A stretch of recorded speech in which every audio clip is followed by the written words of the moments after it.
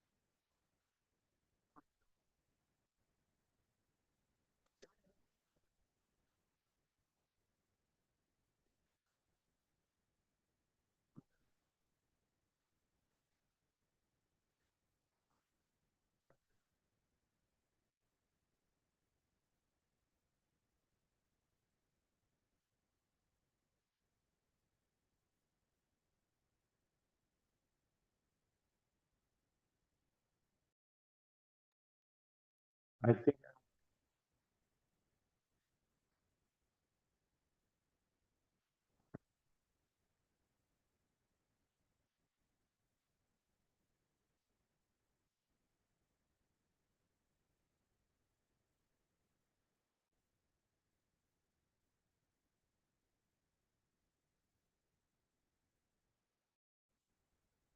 Neeraj, am I audible now?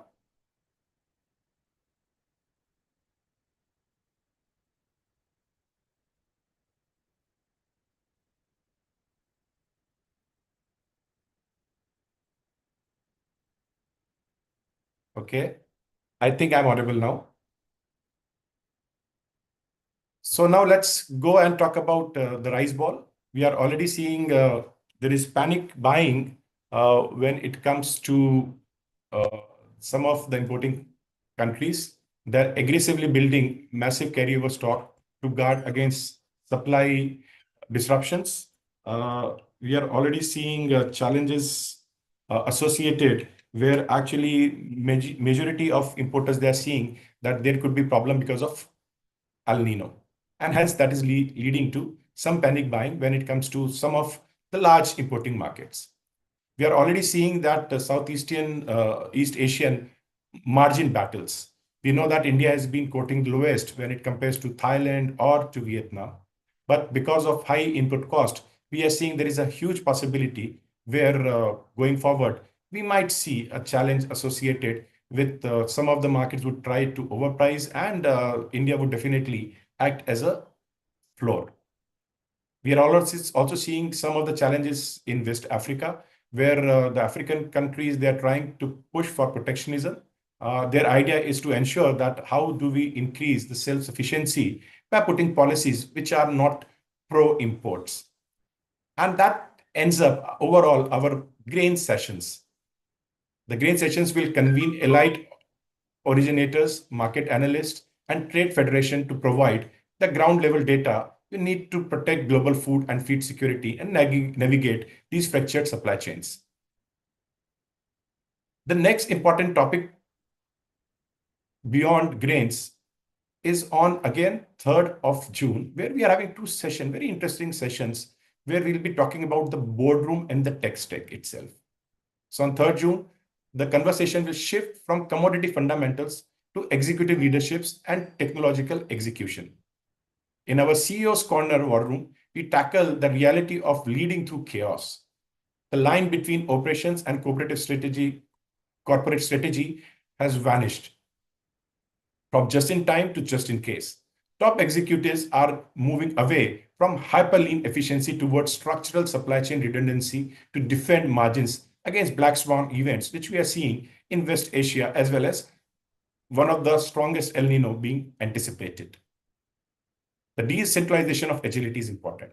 Boardrooms are empowering regional managers to make split-second choices as localized regulations shift.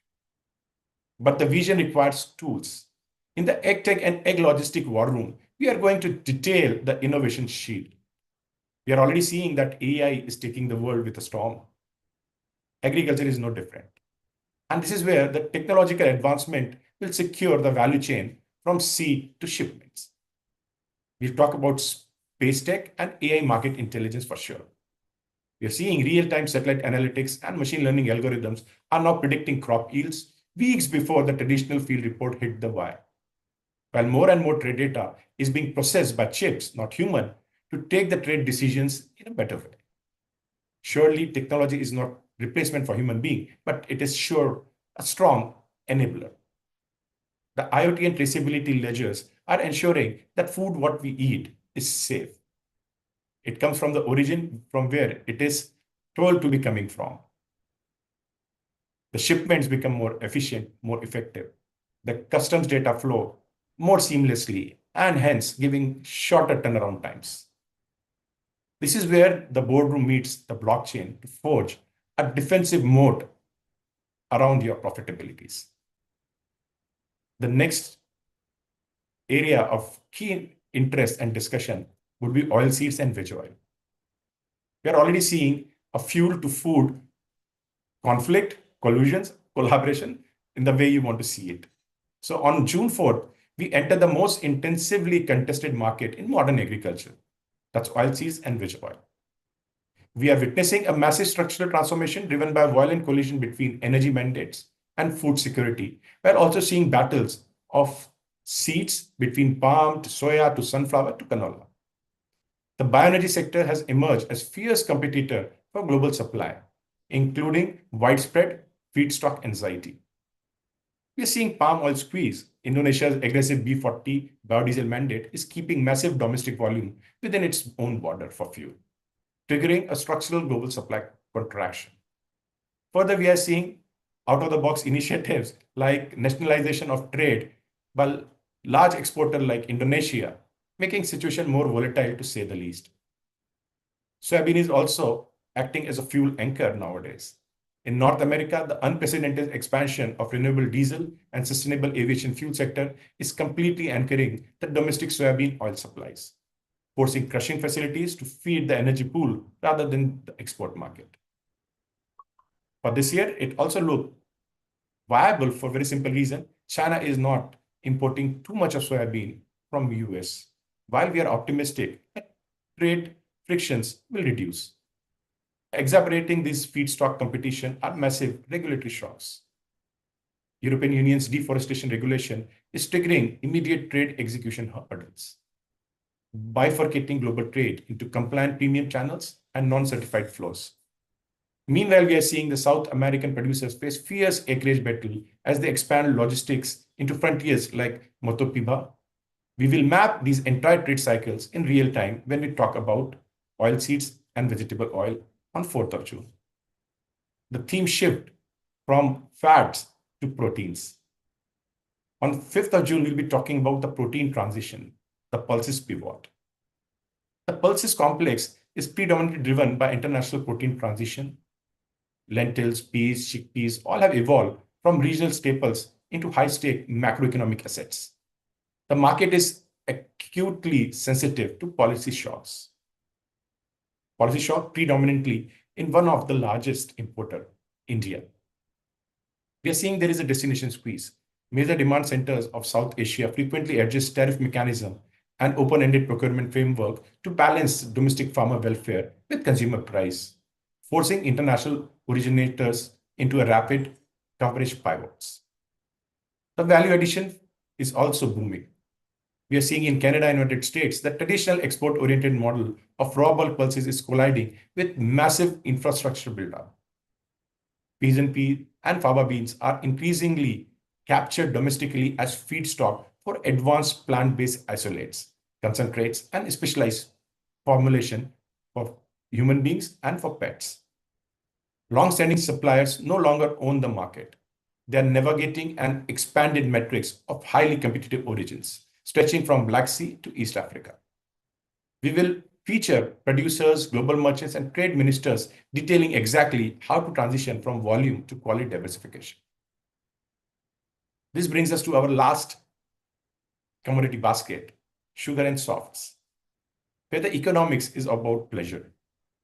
We conclude this trade marathon on 6th of June, entering into a multi-billion-dollar sugar, ethanol, soft industry. The dominant driver here is intricate ethanol tug-of-war. The parity between sugar and fuel is critical. In Brazil, center and south, we are seeing millers operate on knife's edge, continuously recalculating whether to maximize sucrose or physical export or divert cane juice toward domestic hydrous and anhydrous ethanol pool. India is also, of late, being volatile when it comes to policy, first giving and extending the sugar export quotas, then outrightly banning the export of sugar. The domestic green energy mandates continue to divert massive cane volumes into biofuels. However, we have seen the share of sugar cane to grains has reduced substantially, but still a large amount of conversion of sugar cane happens for ethanol. Beyond the sugar complexes, we might also touch upon coffee and cocoa in some specific geographies, which are very relevant going forward. Now, this brings us to the call to action. So 6 days, 5 distinct commodity complexes, and one unified global war room. It is going to be an absolute honor to moderate for me and my team these legendary panelists. We are moving entirely beyond scripted presentation to hand you unscripted, unfiltered, and unbiased intelligence needed to secure your value chain, preserve your margins, and anticipate the next market breakout. If you are a trader, miller, corporate decision maker, a policymaker, you cannot afford to miss this because the market doesn't wait, and neither should you. I look forward to welcoming you for these 6 extraordinary days of intense discussion, debate, and data-driven presentations. We would be sharing the link of all places where you can have live access to this session. Surely the current LinkedIn handle you are accessing will give you all these 18 sessions free of cost. Our sessions are also available on Know Your Commodity YouTube channel, as well as on our events website, which is commodity-week.com. Again, don't worry about the links. It would be placed in the comment section as well as in description. Thank you, and looking forward to welcome all of you to the beautiful and I would say bold Commodity Week World 2026.